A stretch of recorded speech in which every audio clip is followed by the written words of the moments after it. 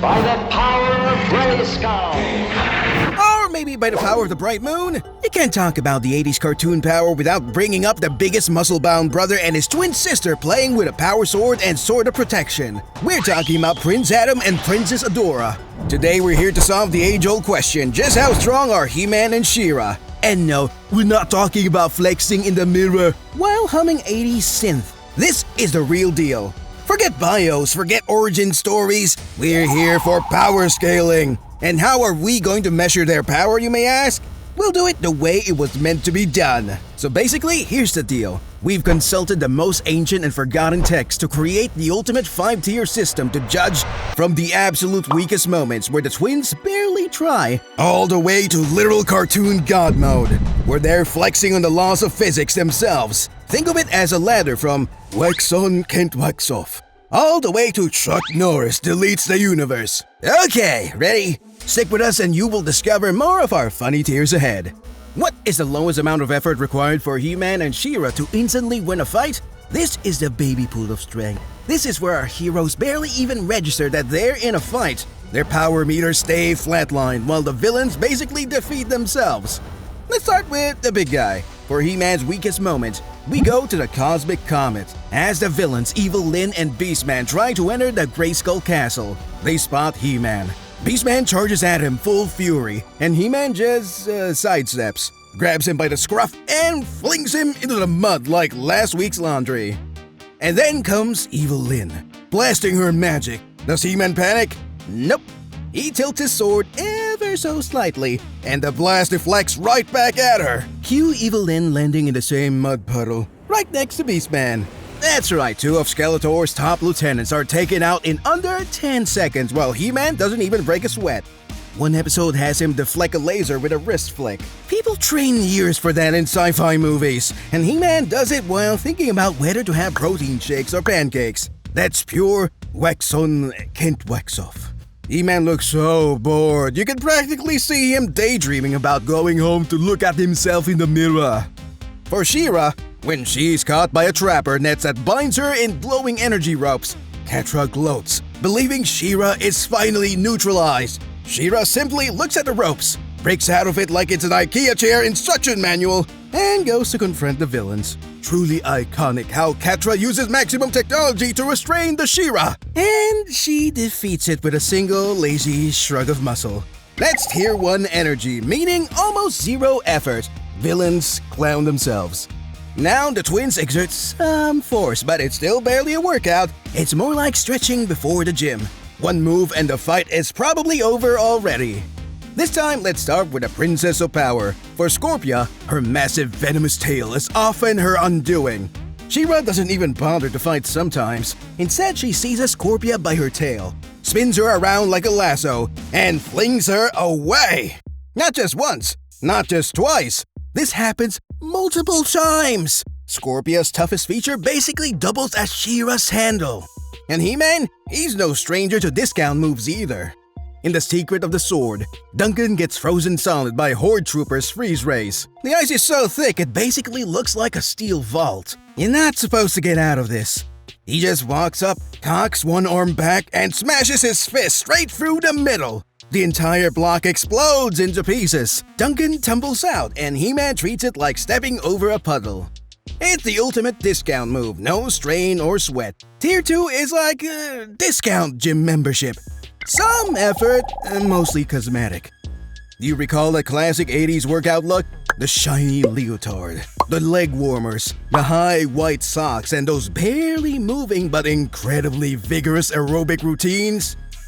To someone, aerobics might seem boring, but can you do this? To me, this is more than easy peasy, oh boy. But let's not discuss my flexibility. This is where the job actually takes a bit of elbow grease. The feats look absolutely insane to us. But to He-Man and She-Ra, it's just one of those, fine kind of challenges. Not impossible, not casual, just enough effort to mess up their hair for a second.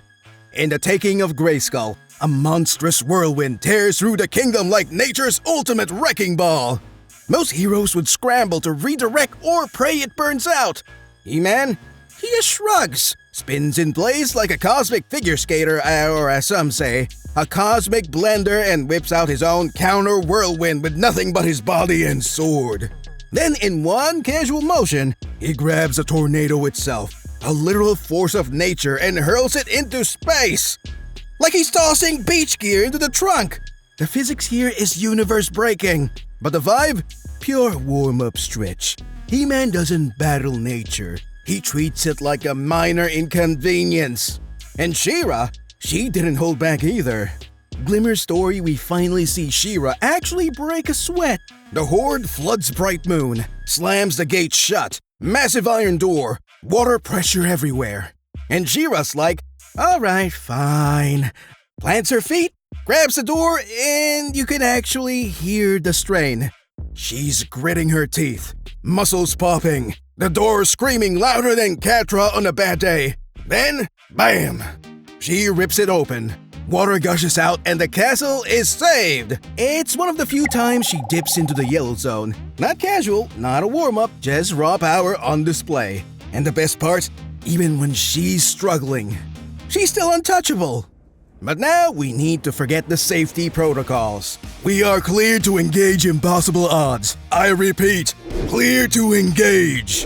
What you are about to see is nothing like before. This is no easy peasy. Things start shaping up here. This is more like G.I. Joe or G.I. Jane hardcore training for their next movie and also doing their own stunts. At this point, He-Man and She-Ra aren't just beating bad guys. They're out-muscling nature, machinery, and the entire concept of mass by being a one-man army. We know She-Ra doesn't mess around with subtle solutions, and she sets the tone when she faces the Horde's towering unfortress. This thing is basically a skyscraper on treads, loaded with enough firepower to flatten kingdoms. What does She-Ra do? She plants her feet, grabs the entire war machine, and just shoves it out of the way of a teleportation ray. Whole armies, whole buildings, nothing stands up to her. We're talking about a building-sized war machine locked in place with enough tech to level a kingdom. And She-Ra? She moves the whole thing out of the way of a teleportation ray like it's blocking her driveway, with no regard for physics. It's pure jaw-dropping strength served up as casually as moving a couch. When a massive sailing ship smashes into a reef during a storm, most people would call it a total loss. But not He-Man. He dives straight into the raging sea, gets underneath the hull, and lifts the entire ship with his bare hands. Hundreds of tons with crashing waves, and he's just holding it steady like he's spotting someone at the gym. This isn't just casual. Like She-Ra, it's an impossible feat of raw power. At this point, the twins are a one-man army of their own. Hear me out, if you made it all the way here, this one is about to get nasty. Because this is no longer about strength. It's about casually rewriting the laws of reality because the plot demands for it. When your power is so absolute you can pick up the battlefield itself, you've stopped being a hero and started playing cartoon god. The final battle proves that when these siblings get serious, there is no escape. After Frosta freezes the lake, the Monstroids, thinking they have the upper hand, charge in full force. He-Man and She-Ra don't waste time trading blows. That's for amateurs. They dig their swords into the ice, carve out the colossal slab the size of a city block, and together hoist the entire thing into the air. And then, they throw it. The whole frozen slab, with the entire robotic army still on top, gets hurled out of the fight like garbage on Collection Day. Hundreds of enemies, gone in one spectacular zero-effort move. Game over. That's the Chuck Norris roundhouse kick / apocalypse of power, the ultimate decisive action. It looks effortless, but it's the perfect action to get the job done and be prepared for anything. This is where the twins stop being heroes. They're rewriting reality for breakfast, lunch, and dinner. Physics? Optional. Plot armor? Mandatory. Villains? You mean props? From mud puddle slapstick to full-on Chuck Norris apocalypse, who do you say is the strongest? Honestly, both. When you can casually throw an entire army into the trash with your twin sibling, you're no longer competing. You're co-ruling physics. And that's the power of Grayskull. Doubled.